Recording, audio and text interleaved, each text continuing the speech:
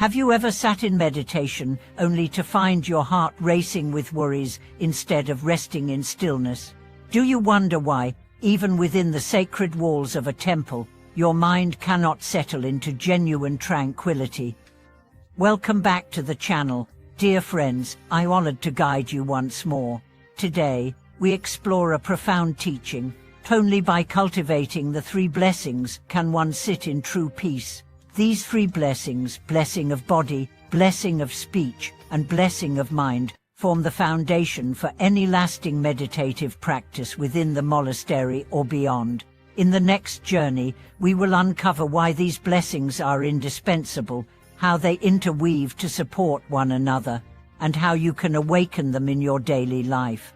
First, the blessing of body, a harmonious posture and respectful conduct that create a stable vessel for practice. Without ease in the limbs and freedom from restlessness, our body becomes a barrier rather than a channel for awakening. Second, the blessing of speech, mindful and truthful articulation that aligns our words with the Dharma's integrity, banishing gossip, idle chatter, and self-doubtful murmurs. Third, the blessing of mind, an inner calm undisturbed by craving or aversion, allowing the field of awareness to mature like fertile soil. These blessings together form a tripod of support, each reinforcing the others so that our meditation deepens naturally. Imagine a young novice named Tenzin who arrived at the monastery full of zeal but lacking discipline. On his first day, she sat in the grand hall among seasoned monks and felt immediately overwhelmed by fidgeting, murmuring, and anxious thoughts of doubt. His teacher, Venerable Shantideva, observed him and approached after the session. "You must first honor your body with proper posture," she said, gently guiding his spine into an aligned seat. "Only there can your speech and mind find rest."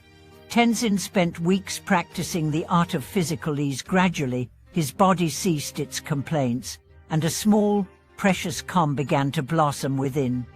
In daily life, the blessing of body extends beyond formal sitting. It means moving with awareness during chores, walking the temple corridors with reverence, and resting with dignity during meditation breaks. One lay practitioner, shared how she transformed the simple act of sweeping the courtyard into a meditative ritual. Each stroke of the broom became a wave of cleansing, not only of leaves but of distracting thoughts.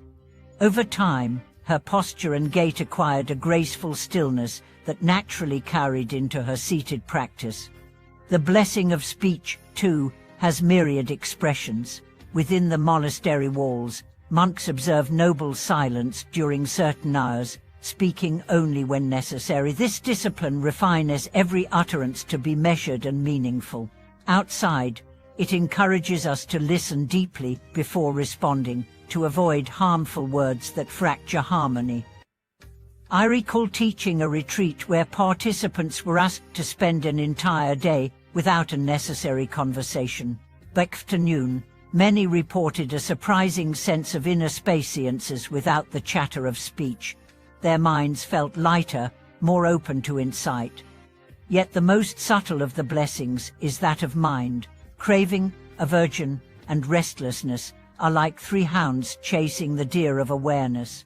Only when the hounds are pacified can we attend fully to the deer's gentle presence. To cultivate mental tranquility, the teachers of old recommended practices such as counting the breath, focusing on a single candle flame, or contemplating the silence between thoughts.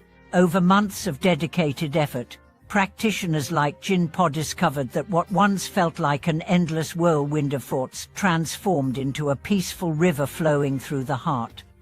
As we continue our exploration, we will journey through personal stories, ancient parables, and practical methods, each illustrating how the three blessings integrate to support every moment of practice. We will look at how posture becomes prayer, speech becomes vehicle of compassion, and mind becomes open sky.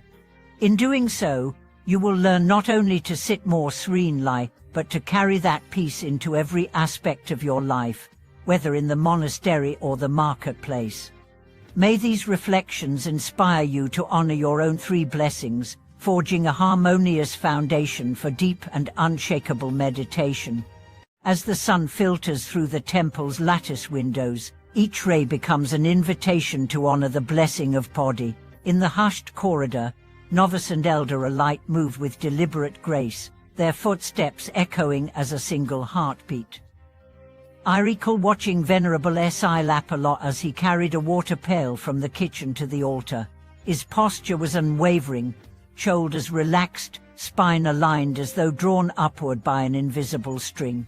Not once did his hand tremble, even when the vessel brimmed with liquid. In that simple chore, every movement spoke of devotion. In every drop that reached the offering bowl, there lay the silent echo of a mind at peace.